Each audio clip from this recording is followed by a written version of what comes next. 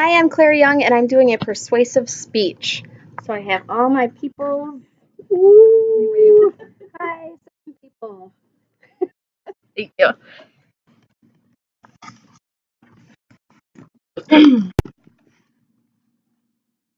Right. What extent would you go to when you're stuck between a rock and a hard place? And when I say a rock and a hard place, I mean your family is between life and death. You are the mother of a 19-year-old who just started his first job after graduating with honors from high school. It's 10 p.m. and his shift ended at 9:30. And you should be expecting him home any minute. You sit up waiting for him to walk through the doors so you can ask him how he did on his first day of work. The phone rings from an unknown number, and as much as you don't want to deal with the wrong number at 10 p.m., you answer it. It's the local hospital asking you to come there as soon as you can. There's been an accident.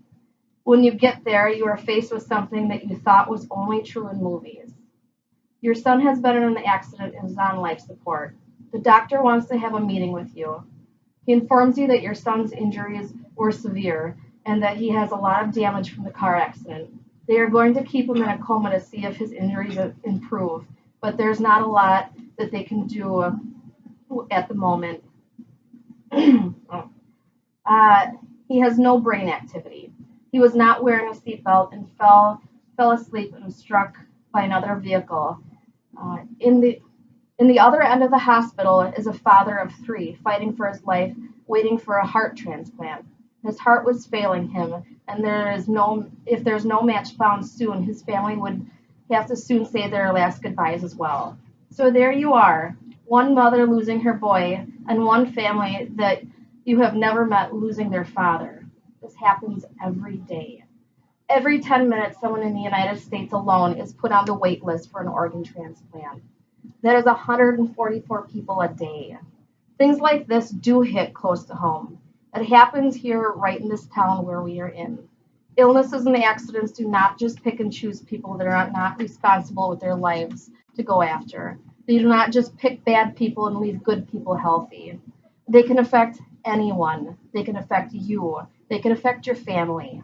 So what I'm here to tell you about today is the importance of organ donation, where we may be able to look to make someone's worst nightmare turn into someone's answered prayers, and what the myths are behind why people haven't gone this route before.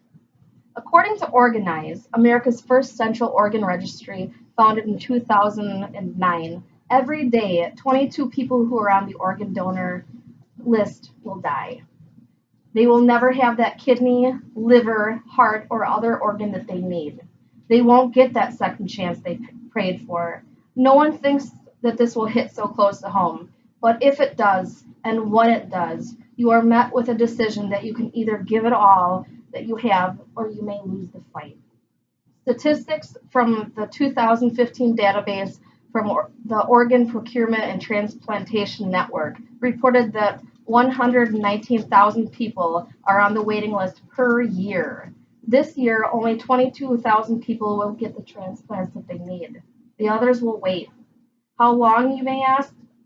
Some of them not long at all. Others may live for years waiting to either be sick enough to get their organ transplant or for the right match that will become available. The problem is that if you get too sick, then your body cannot handle the transplant and they need to remove you from the list. The wait can be up to 4 years for certain organs. So what I'm saying is to be someone's hero and choose to donate life. When you pass, your organs can live on and give up to 8 people that second chance. It's as simple as talking to your family about your wishes before your time comes. You can register online in a database, and you can also sign your driver's license. Here I have your 5 wishes, and also in your driver's license, there is a little orange dot you can put there that's an organ donor.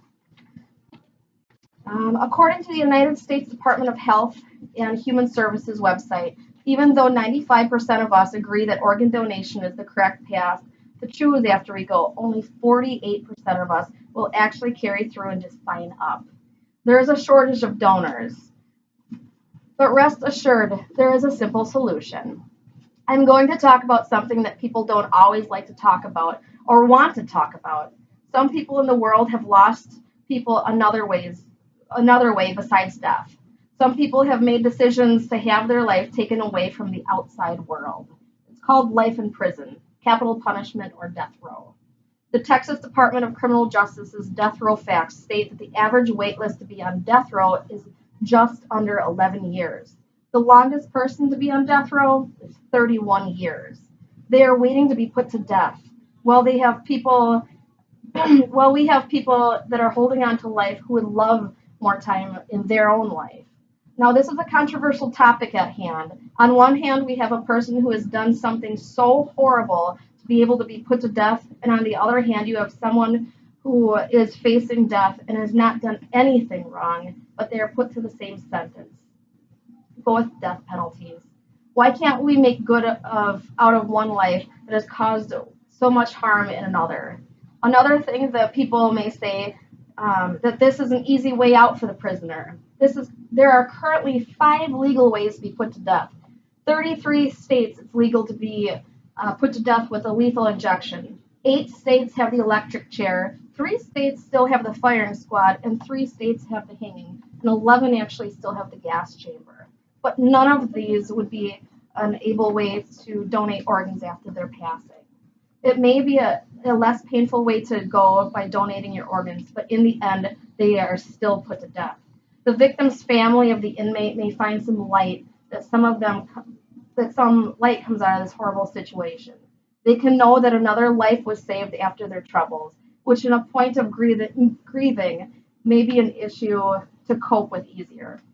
In August 2016, a study of the cost of Nebraska's death penalty by Dr. Ernest Gross, a Creighton University economics professor, found that the state spends $14.6 million per year to maintain its capital punishment system.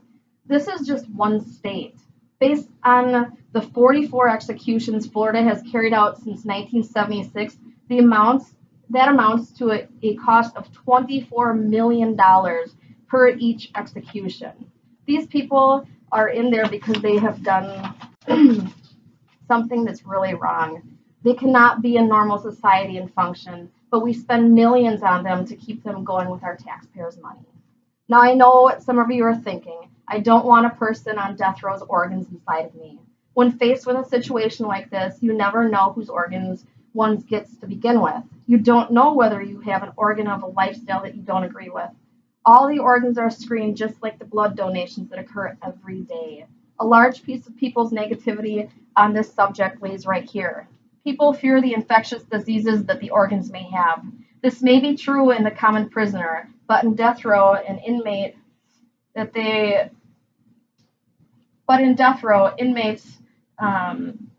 are not living in the same environment that the regular prisons have. They are on death row, and you are all on your own, one single cell. When they go outside, if you're allowed, you will be alone without companionship like the rest of the population. There's less chance of the prisoners acquiring HIV from drug use, tattoos, and by prison sex. But people are dying every day that cannot find a match for an organ that they are waiting for. Common people that deserve to live. Don't let an innocent person be faced with their own death penalty. Let them have all the chances they can to spend those extra years with their family. The more our population can understand the importance of everyone being able to donate life, the faster we can be on the road to recovery, no matter who you are.